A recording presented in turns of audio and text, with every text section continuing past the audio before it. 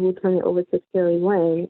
However, we do have some of our team on the phone before I turn it in while Carrie Lynn is sharing her screen. I believe Mr. TJ Best is out there on the chat, and we also have our CEO, Harry Lee, who is also out there on the chat. So give some positive vibes to them on the chat messaging. In addition, I want to remind you that it's not too late to take your actions from class 1, to follow someone on social media, to follow me, follow your lawmaker, to make sure that you're engaged and aware of the decision makers that are making decisions about our schools.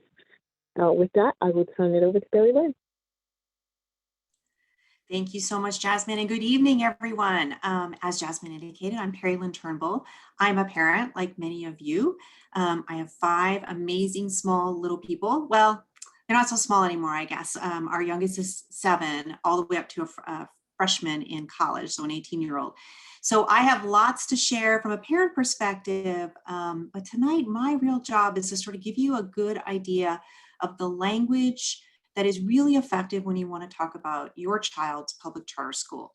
So first, I'm just going to remind you from our first session, there we go, that we have a series of sessions here at the New Jersey Public Charter School Association to try to really equip you with the skills, the information, the knowledge that you need to tell your charter school story, and to convince other people who may not have either heard about charter schools, and we'll get to that in a minute, but also to make sure that our lawmakers and other policy decision makers are making good decisions on behalf of our children. And you are the best advocates for your kids, as you know.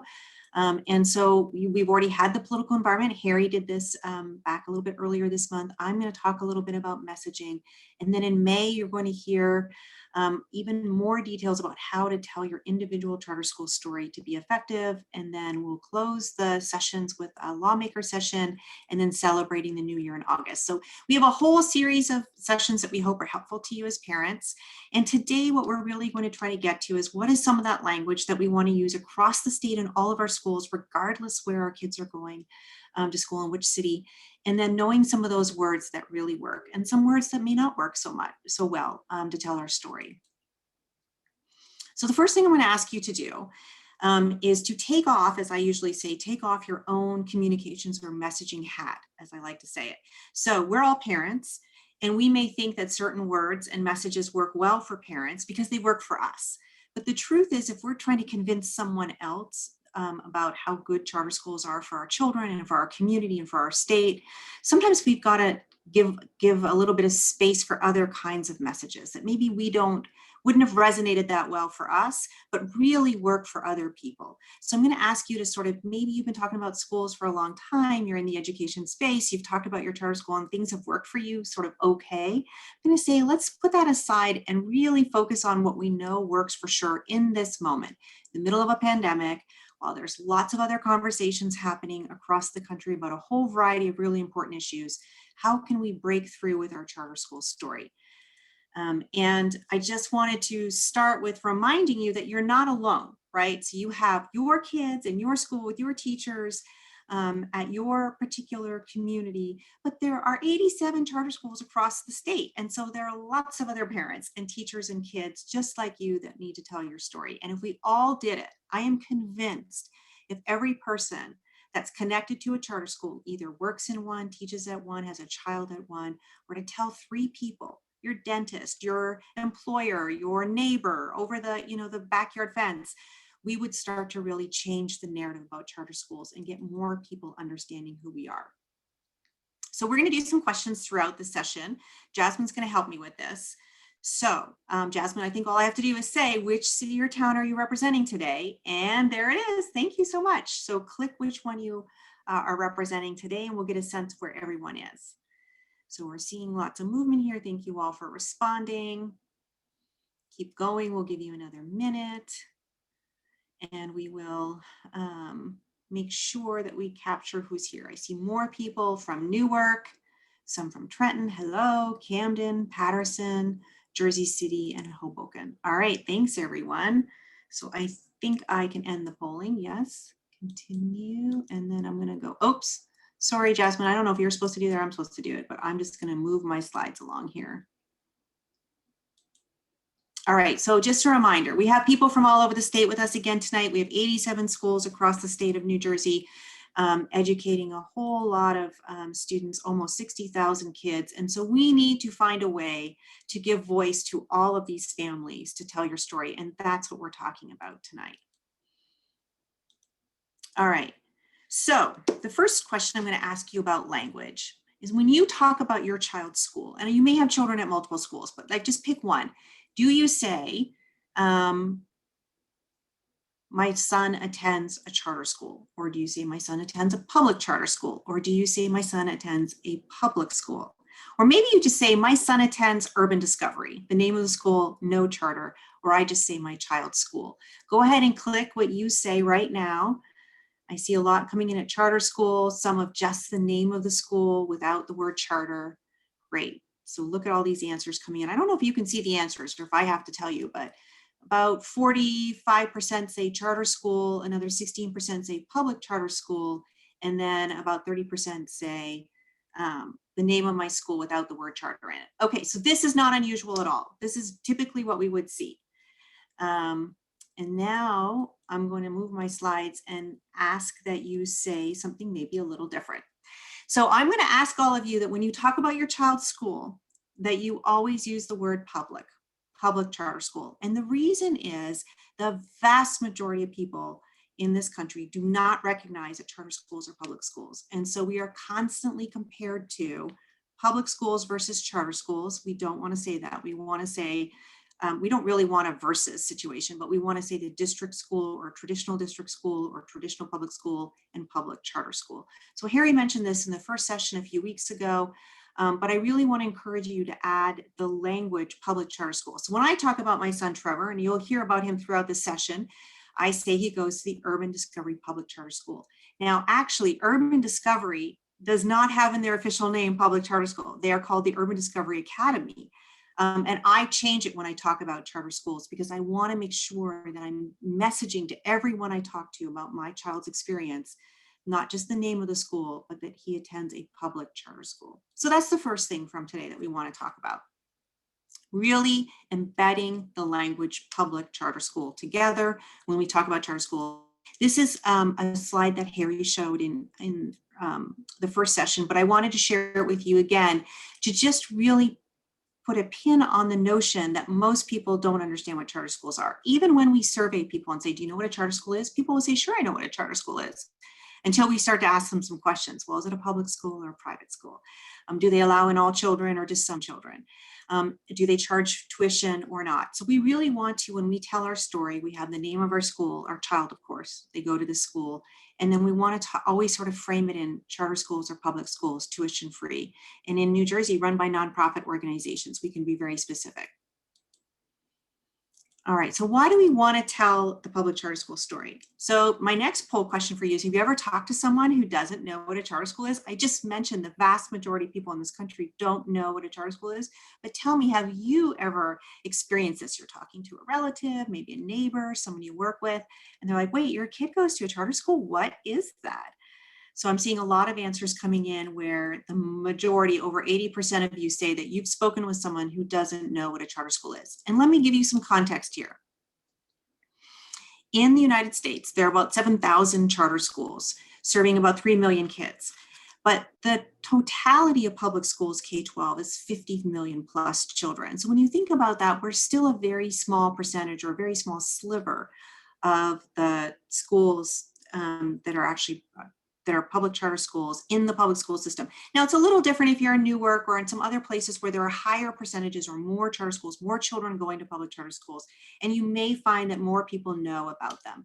But the reality is most people still don't know. So just most of you on this call have said that that's not, that is your case, that most people have spoken with someone who doesn't know what they are.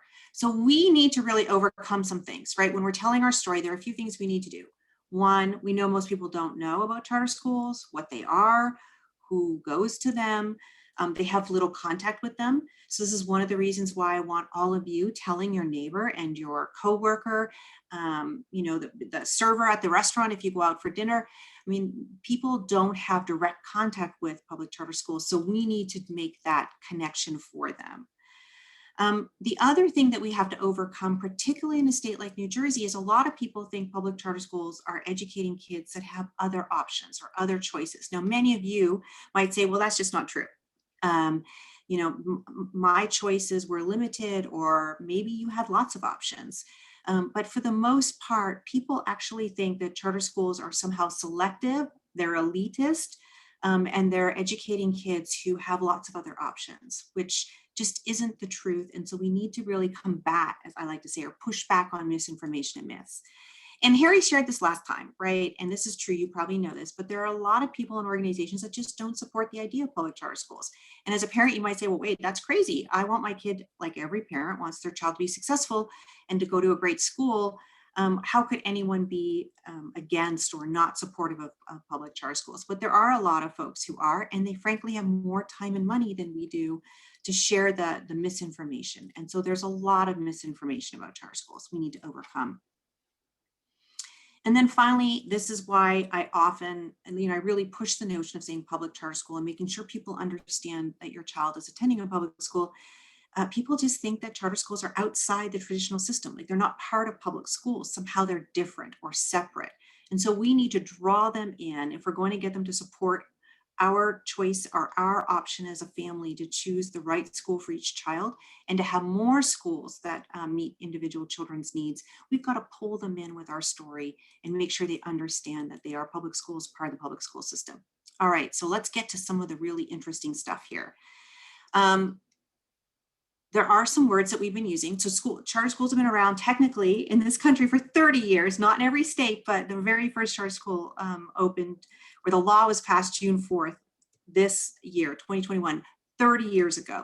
So you'd think after 30 years or 25 years in the state that people would have a good sense of what charter schools are and the value that they bring to our community and to our state, but that's just not the case. And again, part of that I've mentioned, right? There's only so many kids attending these schools. But the other part is we've been using some language that's not effective. So the first thing that we almost always say is charter schools are school choice or parent choice. And the truth is, for most Americans, that language does not work. For whatever reason, it's not a positive feeling. They don't feel good about that. So we want to talk about public charter schools as providing opportunities for children or opportunities for families, options for families to find the right school for their child. So just sort of switch out, this is where I was saying, switch out some of your language. Let's not talk about charter schools as school choice or parent choice. It's really they're providing options for families to find the right school for their child. Most of you probably don't use the language education reform, but just in case you hear it, the best language we could be using right now and sort of connecting charter schools is reimagining education.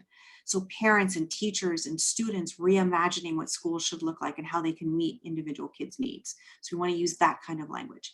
Now this next word is almost always shocking when I talk to folks who are either have children in a public charter school or who work in one: innovation. So we, started charter schools 25 years ago, 30 years ago, depending on when the law was passed. And language was often used to be sort of laboratories of innovation, find new ways to educate children. And then hopefully some of those ways would migrate, if you will, or be transferred to traditional public schools. But during a pandemic, people look at the language of innovation as experimentation. So I'm not suggesting that you stop using innovation all the time, but just know that for some people, that word does not work well. And so we want to try to use words like creative. So teachers at public charter schools are creative in the classroom to meet individual kids' needs. They're given the flexibility to do things differently for their children, right? There are different ways we can say it that doesn't use a word that sort of turns some folks off. So again, if you can sort of substitute innovation out of your language and use creative or flexible or individual, that's really more effective for most Americans today. The final two things I just want to mention around language. So charter schools are often connected with, whether rightly or wrongly, to this notion of privatizing. There's really no right answer to this in the sense of saying charter schools are privatizing education. It's just not true. But part of our challenge has been we use a lot of business-oriented words. So when we use words like customization versus individual children, when we talk about schools versus individual students and families, it feels like to folks that we're trying to convince that public charter schools are a good thing, that they're meeting kids' needs, it feels very business oriented. And so we sort of play into that notion that we're privatizing education, even though that's not the truth. So I would just encourage everyone who talks about public charter schools to really talk about individual students, individual family stories, and not talk about the school as sort of the entry point. The last thing I'll say is that, and this is very, very true for a lot of folks in education, we use a lot of words that no one understands, right? That they don't know. And this is true, like if you're in the medical profession or the legal profession. So we use words like asynchronous and synchronous learning. Well, we should just say live and recorded. So we just want to make sure that most parents don't use this kind of language, but when, again, you're trying to convince other people that public charter schools are doing a good job at meeting individual kids' needs in your community, we want to avoid words that people don't understand. So what do we want to say? I've mentioned the first one, and you've heard me say it probably a million times. You're going to get tired of me saying it, but public charter school. We want to say that as much as we can. Anytime we can talk about all children, all families, every community, that sense of fairness, that everyone has access, those are very important terms that we can use when we're talking about public charter schools. And then I mentioned, try to avoid experimentation. Well, then we can talk about this school has demonstrated success. They've proven they're able to help individual children. I mean, there are lots of words that we can use that, again, tell our story in a way that's effective. So one of the most important ways we can talk about charter schools, and when you tell your charter school story, is talking about how it meets your child's needs. So when I talk about Urban Discovery Public Charter School and my son Trevor, I often talk about how they work to create individual learning plans for each child so that each child's needs are met, right? And so most people will connect to that and say, oh, great, your child has his own plan. The teachers know where he needs help. I mean, people can really connect to that. And so any way that you can make it connected back to your child and their individual needs, that's going to win the day. And the final thing I just want to talk about here, because I mentioned trying to avoid the language around parent choice or school choice. And most parents say, well, wait a minute, that's really what I wanted. I wanted a school to give me a choice for my child. And that's absolutely true. And there's nothing wrong with that. But how we want to talk about it is that as a family or as a parent, I've made the decision about which school is best for my child. So when I talk about my 5 children, and later on, you'll see an actual slide where I sort of wrote out what do I typically say. I will say, we just believe that each child, there's a school that works for each child, and we make a decision for each child based on their needs, right? Now, that's not the story for every family, but you can still say that you found a school that meets your child's needs. And that's what we're talking about here. So putting it all together. So when I take a step back and think about New Jersey, and what do we want for all of the families in New Jersey? We want every child in New Jersey to go to a school that's right for them. That's really our goal. And that's our goal at the association. Our focus happens to be on creating more opportunities in public charter schools. But all of us as parents, we can connect with other families and parents, and with understanding that everyone wants their child to reach their full potential. They want their children to be successful in whatever they choose in life. And so we want to find the right school for them. And so that's sort of our big picture message. But when you're telling your charter school story, right now, you're talking to someone who doesn't know anything. You're in your dentist's office and the hygienist is talking, well, my kid's in school. And you're saying, yeah, my kid goes to Urban Discovery Public Charter School. They're like, wait, what's a charter school? You want to frame the story with a little bit of context. So the first thing you want to do is sort of connect to that person with values, right? So I've talked about fairness. So I typically say something like, I just think every kid should get to go to a school that works for them. In our family, we've chosen a charter school, a Urban Discovery Public Charter School. And then I usually say what a charter school is. So I've connected to the person I'm talking with about the values. We all believe kids should have the opportunity to go to a great school. Now I tell them about what a public charter school is. So a charter school is a public school, tuition free, open to all kids, whatever language you like to use. And then I like to close when I talk to someone again who I'm trying to either convince, bring on board with me, or who may not have heard of charter schools before.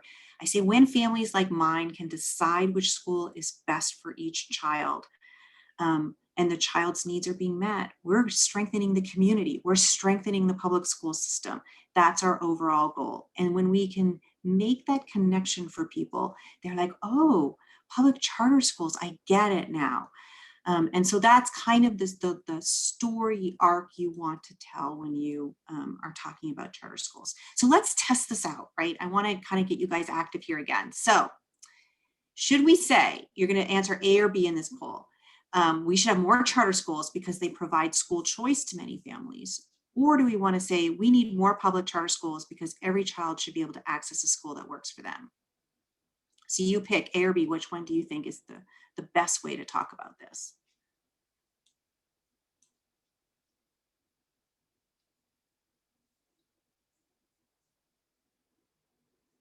Great.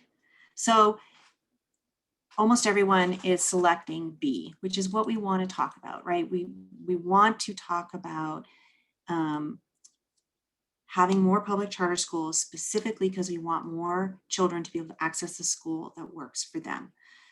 So this is, you guys have got this. I've got one more for you. Should we say students should be able to attend a school that is best for them? Or we need charter schools because traditional district schools are not getting the job done? So you pick A or B. And thank you, Jasmine, so much for helping me with the polls. This is great.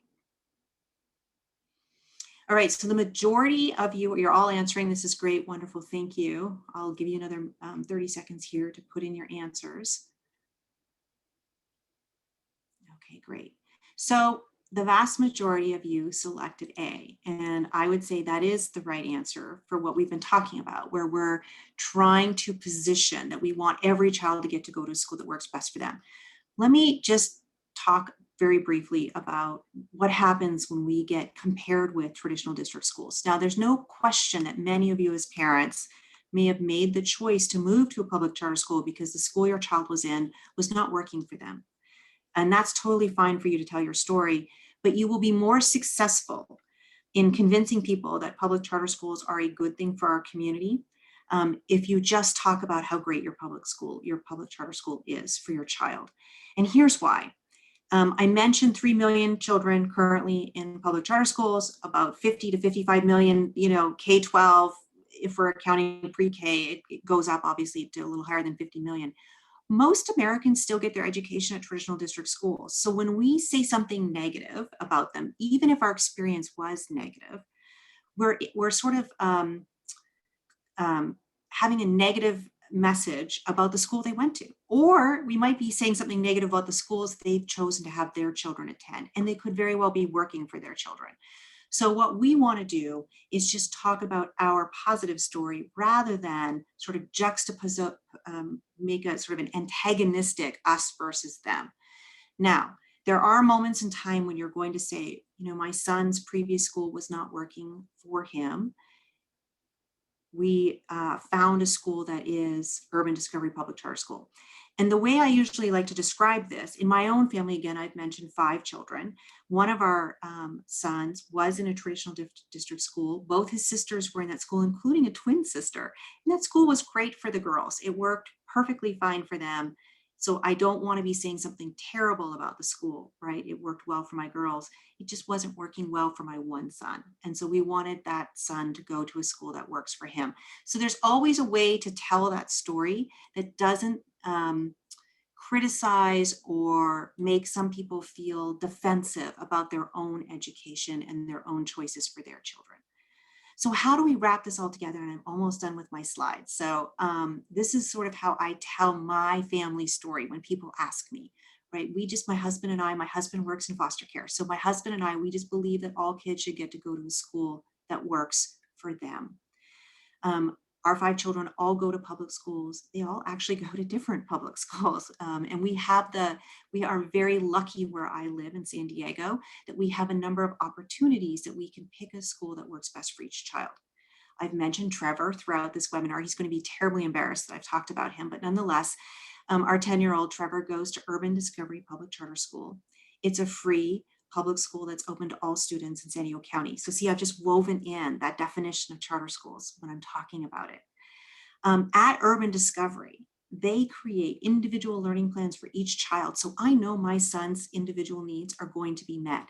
And the teachers there are given the freedom to be flexible and creative in the classroom to meet his needs.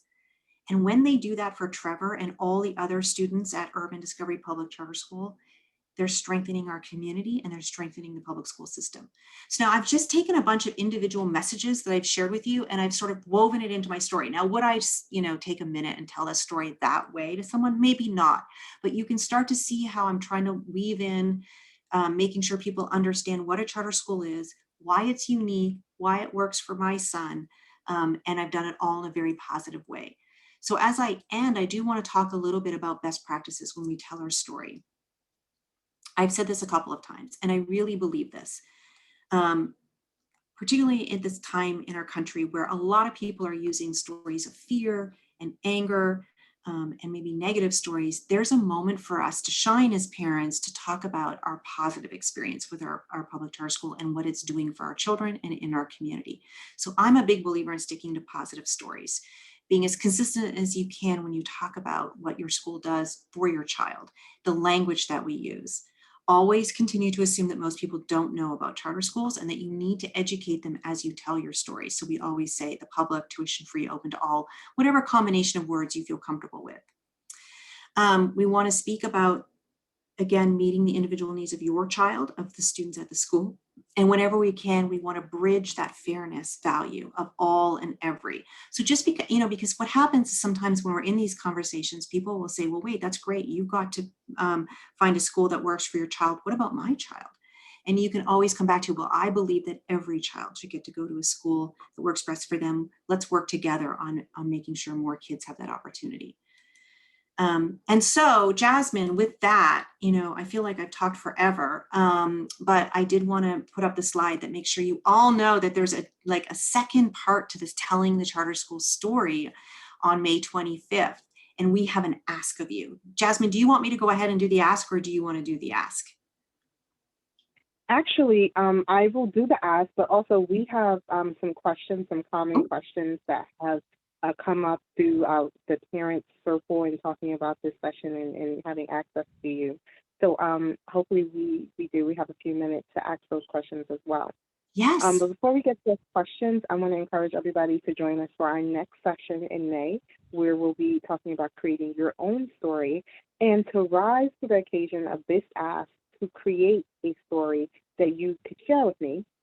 You can either write it, you can do a short video, or you can take a picture and give a few sentences about what makes your school great, why you chose charter, what is your story, what maybe you came from a public school, maybe you have multiple children who are in public and in district schools, and you decided that this is the right choice for your child because. So we're very excited to receive all of those stories, and we will be doing a raffle for the participants of $50. Exciting. So we have a few questions, Perry Lynn. Thank you so much for staying on board. Some of them came up as I was talking to parents about the session coming up. One of them, I think you've really addressed a lot during this discussion. I'm a parent with a child in a district school as well as charter. How do I articulate the message of being pro-charter and advocating for charter? Yeah, that's a great question. So this is the same situation I find myself in as a parent, right? I have, in fact, I use my twins a lot. We have twins who are 15 years old. Our daughter Samantha is in a traditional district school, high school, and then our son is in a small public charter school. So the way I describe it, is we wanted to find the right school for each child. It so happens that the traditional district high school works well for Samantha, and the small public charter school works really well for Jacob. And so there's a way to say it that doesn't insult or criticize traditional district schools, because you've obviously made choices as parents for some of your children to go there because they work for your child. And so again, if we go back to that same message, we're looking for the school that works best for every child, right? Or for my individual child or children. And that's what we have found. It's totally fine then to advocate for public charter schools in that circumstance. Well, in any circumstance, you're just looking for more opportunities for families to choose a school that works for your child. You think that answers the question, Jasmine? Because that's how I mean, that's really, literally, it's what the research tells us to do, which I should have said at the beginning. All of the language I'm giving you, this is not Perry Lynn's sort of, what are the magic words to use? This is based on research surveying American families and American voters to what words work best when you're trying to tell the charter school story and what words don't work or have not been effective. So this is the way that we know works. And then as a family, myself, I can, speak to the fact that it does. It frees me from saying like one school is good or bad. It's more like, no, we found the right fit for each child. Thank you for answering that. Next question. How do we combat the messaging that we're taking away from the district resources by offering options that will suit every child?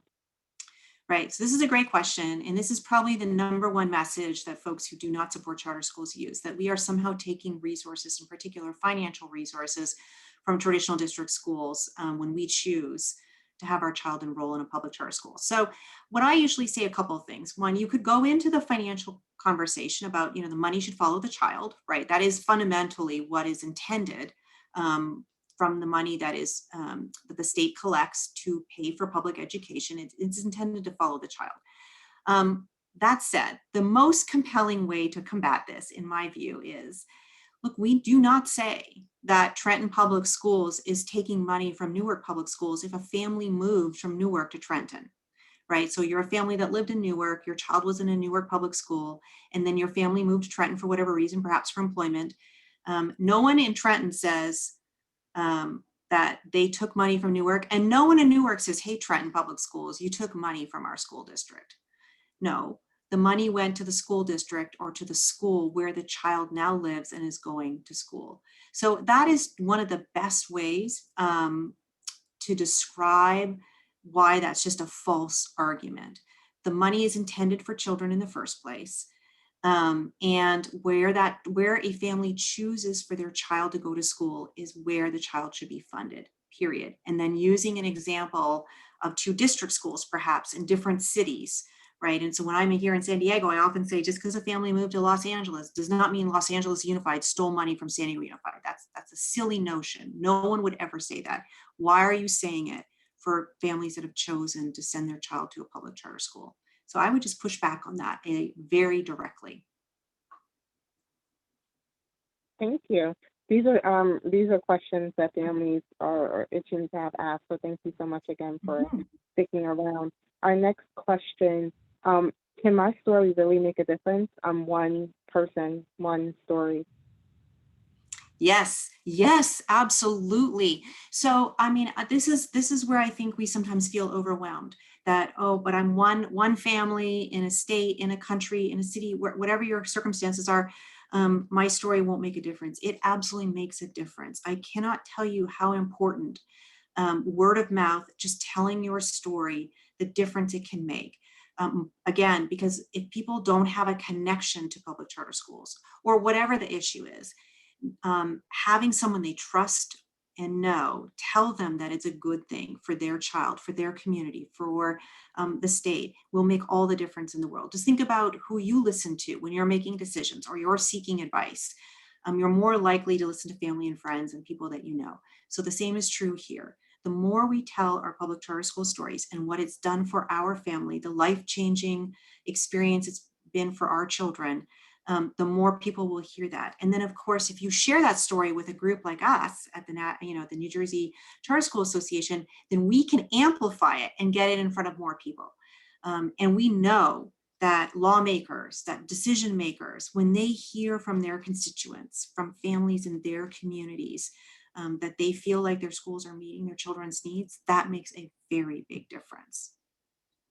So please tell your story and shout it from the rooftops.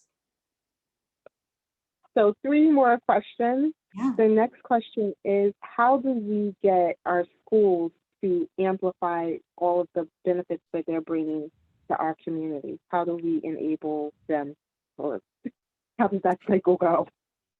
Yeah, no, that's a great question, because here's the truth. Most schools and school leaders, bless them, this is not, this is my area of expertise, right? I spend all my time focusing on how to tell a story and communications work and how do we ensure that more voices are heard.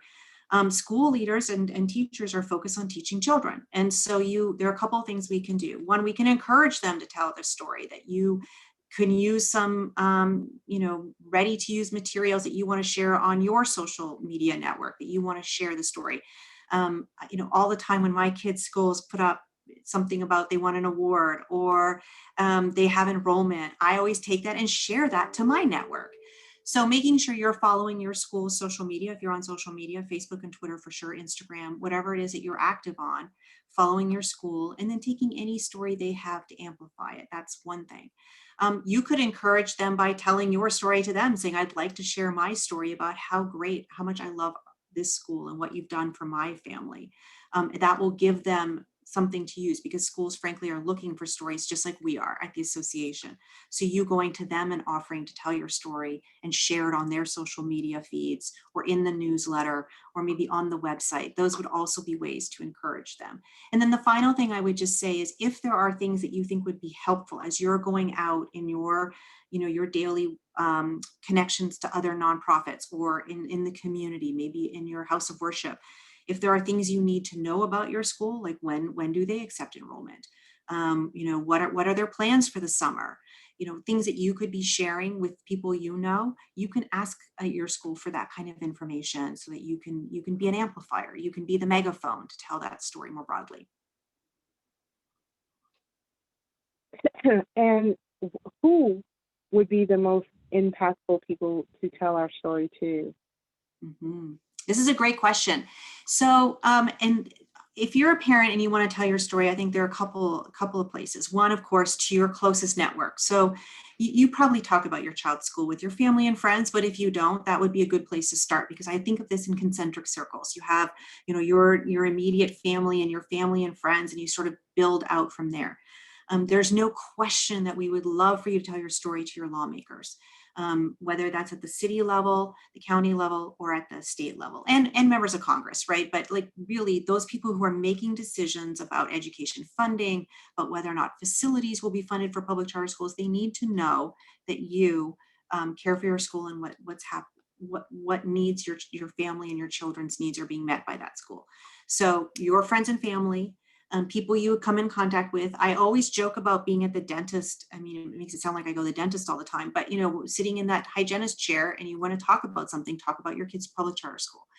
And then any of your other connections. So if you happen to, be volunteering with, I don't know, a Rotary Club or another nonprofit, the YMCA, maybe there's another group that you're really involved with, telling folks there, sharing your story through those newsletters will start to, get that story out to further and further concentric circles of people who care about kids and community. But first, start with the people closest to you. And then if you're willing to take it to the next step, lawmakers. We want our policymakers to hear directly from parents about how important your public charter school is for your family. And the last question, how? Like, what is the method that parents should be using to amplify their voice? Yeah, so there's no right answer to this. You could tell it virtually any platform that you have access to. So no question, social media is a good platform for getting to certain groups, your family and friends, your network. You can certainly tag your lawmaker when you tell your story. That's an important tool, I think, to use, but it's also pretty noisy, right? And people are pretty, move so quickly that sometimes not everyone will hear it. So I mentioned the face-to-face connections, and maybe they're not face-to-face in this moment with the pandemic, depends on what your circumstances are. But certainly that connection you have with other people when you are directly with them, you're on the phone with them, you're on a Zoom with them, you're seeing them in person. That's another great avenue for sure. And we know that's very effective.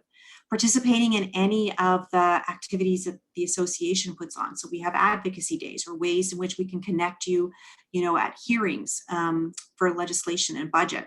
Those are a really powerful place to tell your charter school story. And then finally, I typically don't talk a ton about traditional media, so TV, radio, print, and online publications. But that's still a tool that we could use as a parent to tell the story. It could be you could write a little opinion piece and submit it to your local community paper. You could offer to go on a TV show and tell your story about what your public charter school has done for your child and for your family. So, there's no reason we should ignore traditional media, but you want to pick the platform and the mechanism, if you will, that you are most comfortable with. And even though that was our last question for you, I did see that there was a question or comment brought up in the chat about how much emotion is felt by parents who don't get into charter schools. Yes. And I want to say that that is a story as well. And I think that people need to hear that story just as much as they need to hear about the differences that are being made in children's lives in schools. Because that is a signal to our lawmakers and our decision makers that we need more seats. And we do. We have thousands of children across the state that are not getting in and that are in wait lists. And we need those stories to be told so that we can advocate for them to have a seat, because we want a good education, a good quality education for all children. And that's usually, and Jasmine, if I could jump in 2 quick things on that. So the first thing is, I usually like to say as a parent, I want every family to have the opportunity to send their child to a school that works for them. And so until every child in the state of New Jersey has that opportunity, there aren't enough creative solutions, right? There aren't enough public charter schools. There aren't enough schools that are meeting their needs. And I think the other trap we sometimes fall into, school ratings suggest that a school is doing a great job for the majority of kids at that school, and that is totally fine. But there still may be families and students that don't have their needs met. And so I think as long as we're all saying until every child is in a school that works best for them, we need more public charter schools. We want to reduce those wait lists. We want every family to feel good about where their child's going to school. Well, with that, thank you again for coming on tonight. I think, again, I get so much out of our conversations, and I think that everyone on the line got a lot out of our conversations as well. I think we're a little bit more prepared to go out and, communicate not just the benefits, but the opportunities that we want for all children. And so I'm looking forward to receiving all those stories in, whether it's a video, a photo, 2 sentences, or, a written communication. Very excited to see what comes from our audience. And with that, I will end the call. Thank you all for coming. Thank you for having me, Jasmine. Thanks to all our parents.